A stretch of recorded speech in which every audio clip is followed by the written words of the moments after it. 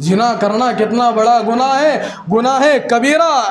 ایک صاحب رسول اللہ صلی اللہ علیہ وسلم کی خدمت میں آ کر عرض کرتے ہیں، اللہ کے نبی صلی اللہ علیہ وسلم آپ مجھے زنا کی اجازت دے دیجئے، میرے نفسانی خواہشات ان کنٹرول ہوتے ہوئے جا رہے ہیں، میرے برداشت سے باہر ہے۔ اللہ کے نبی صلی اللہ علیہ وسلم آپ مجھے زنا کی اجازت دے دیجئے۔ حضرات صحابہ کرام کی مجلس لگی ہوئی ہے، ایک صاحب آ کر اللہ کے نبی کی خدمت میں کس چیز کا سوال کر رہے ہیں، زمین لرز جاتی ہے، پیروں تلے زمین کھسک جاتی ہے۔ حضرات صحابہ کرام کے چہروں پر پریشانی کے آثار ظاہر ہونے لگتے ہیں، سارے صحابہ غصے کا اظہار کرتے ہیں۔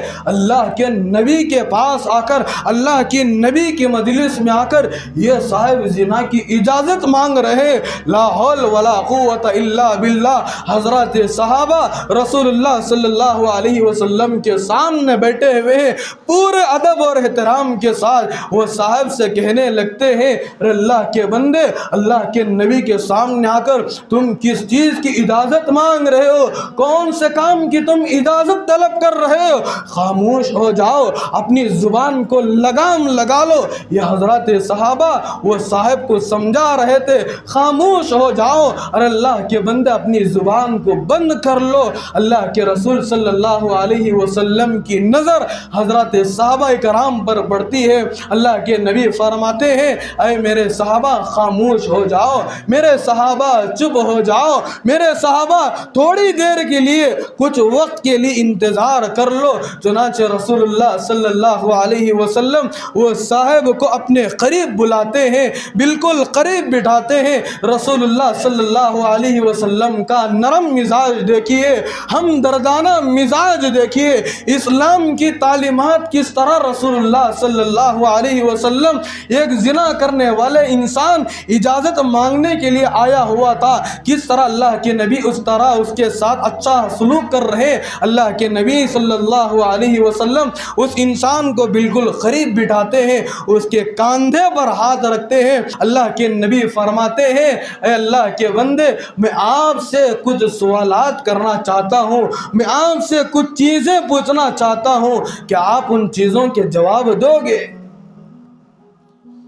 وہ جو انسان آیا ہوا تھا، وہ جو صاحب آئے ہوئے تھے، اللہ کے نبی سے کہا، اللہ کے نبی صلی اللہ علیہ وسلم آپ جو سوال کریں گے، میں ان سوالات کا جواب ضرور دوں گا۔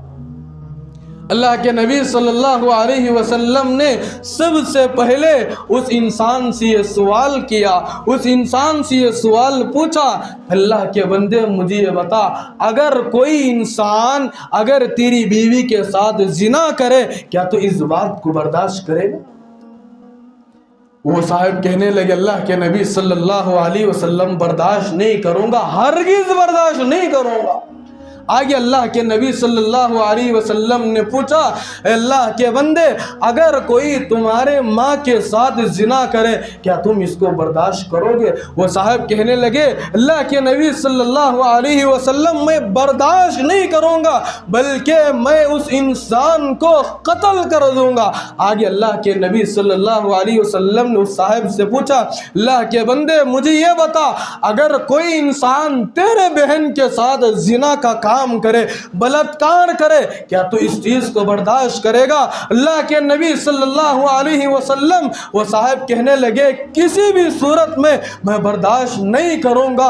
آگے اللہ کے نبی صلی اللہ علیہ وسلم نے اس صاحب سے پوچھا، اللہ کے نبی صلی اللہ علیہ وسلم، اللہ کے نبی نے اس صاحب سے پوچھا، اگر کوئی تمہاری بیٹی کے ساتھ زنا کرے، کیا تم اس کو برداشت کرو گے؟ وہ صاحب کہنے لگے، اللہ کے نبی صلی اللہ علیہ وسلم میں برداشت نہیں کروں گا۔ وہ صاحب اللہ کے نبی سے کہا، اللہ کے نبی صلی اللہ علیہ وسلم آپ نے میرے دل کو جگا دیا، اللہ کے نبی صلی اللہ علیہ وسلم آپ نے مجھے گناہ سے دور کر دیا، اللہ کے نبی صلی اللہ علیہ وسلم آپ نے مجھے زنا کا کام کرنے سے مجھے اللہ کے نبی بچا دیا، اللہ کے نبی صلی اللہ علیہ وسلم آپ میرے حق میں دعا کر دیجئے کہ اللہ پاک مجھے اس اس زنا والے کام سے دور رکھے۔ اللہ کے نبی آپ میرے حق میں دعا کر دیجئے اللہ مجھے گناہوں سے دور رکھے۔ اللہ کے نبی آپ میرے حق میں دعا کیجئے اللہ مجھے ہدایت عطا فرمائے۔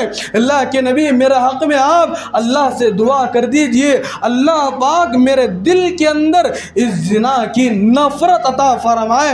بزرگان محترم، ان سارے جملوں کو سن کر نبی کریم صلی اللہ علیہ وسلم اس انسان کے دل کے اوپر ہاتھ رکھ کر یہ جملے ارشاد فرماتے ہیں۔ اللہ کے نبی فرماتے ہیں اللہم طہر قلبا واحسن فرجا۔